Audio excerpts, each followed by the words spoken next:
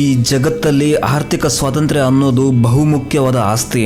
ನಿನ್ನ ಎದೆಯಲ್ಲಿ ಉರಿತಿರೋ ಕನಸುಗಳು ನಿನಗೆ ಇಷ್ಟನೇ ಇರ್ಬೋದು, ಆದರೆ ಆ ಕನಸುಗಳನ್ನು ಸಾಕಾರಗೊಳಿಸೋಕೆ, ಸವಾಲುಗಳನ್ನು ನಿಭಾಯಿಸೋಕೆ ಹಣ ಬೇಕು.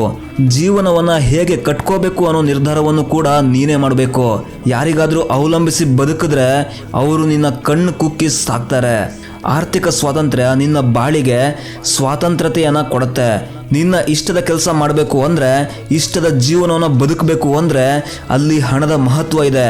ಯಾರದೋ ಮುಂದೆ ಕೈ ಚಾಚುವಂತಹ ಬದುಕನ್ನು ಬಾಳಬೇಕಾ, ಅಥವಾ ತಾನೇ ಸಂಪಾದನೆ ಮಾಡಿ ನಿನ್ನ ಜೀವನದ ಎಲ್ಲ ನಿರ್ಧಾರಗಳನ್ನು ತಾನೇ ತೆಗೆದುಕೊಳ್ಬೇಕಂತ ಬಯಸ್ತೀಯ? ಈ ಪ್ರಶ್ನೆಯ ಉತ್ತರ ನಿನ್ನ ಬದುಕಿನ ದಿಕ್ಕನ್ನು ತೋರಿಸುತ್ತೆ.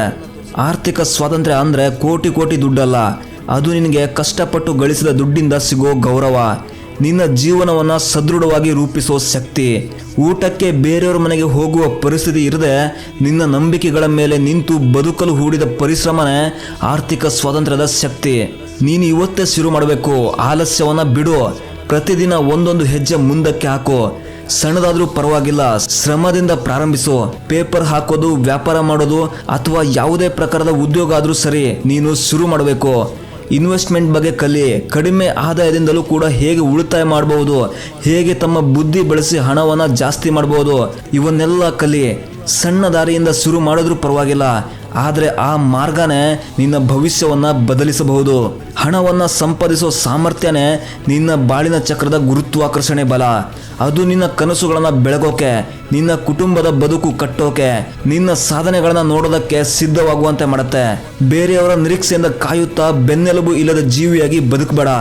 ಆರ್ಥಿಕ ಸ್ವಾತಂತ್ರ್ಯವನ್ನು ಪಡೆದುಕೋ, ಅದೇ ನಿನ್ನ ಜೀವಕ್ಕೆ ಸಮಾನ. ಹಿಂದಿನ ಕೆಲಸಗಳೆಲ್ಲ ಒಂದೇ ದಿನ ಪ್ರಾರಂಭವಾಗಿಲ್ಲ, ಆದರೆ ಪ್ರತಿಯೊಂದು ಸಣ್ಣ ಹೆಜ್ಜೆಯೂ ಕೂಡ ಮುಂದಿನ ದಿಕ್ಕಿಗೆ ತಂದು ನಿಮ್ಮ ಬಾಳಿನ ವೃತ್ತಿಯನ್ನು ಪರಿಪೂರ್ಣಗೊಳಿಸುವಂತೆ ಮಾಡುತ್ತೆ. ಹಣ ಗಳಿಸಬೇಕು ಅಂದರೆ ನಮ್ಮ ವಾಟ್ಸಪ್ ನಂಬರ್ಗೆ ಹಾಯ್ ಅಂತ ಕಳಿಸಿ. ನಿಮಗೆ ಫುಲ್ ಬಿಸ್ನೆಸ್ ಎಕ್ಸ್ಪ್ಲೇನ್ ಮಾಡ್ತೀವಿ.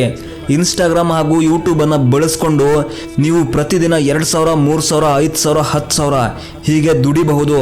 ಪೂರ್ತಿ ಬಿಸ್ನೆಸ್ ನಾವು ಎಕ್ಸ್ಪ್ಲೇನ್ ಮಾಡ್ತೀವಿ. ನಮ್ಮ ನಂಬರ್ಗೆ ಹಾಯ್ ಅಂತ ಕಳಿಸಿ.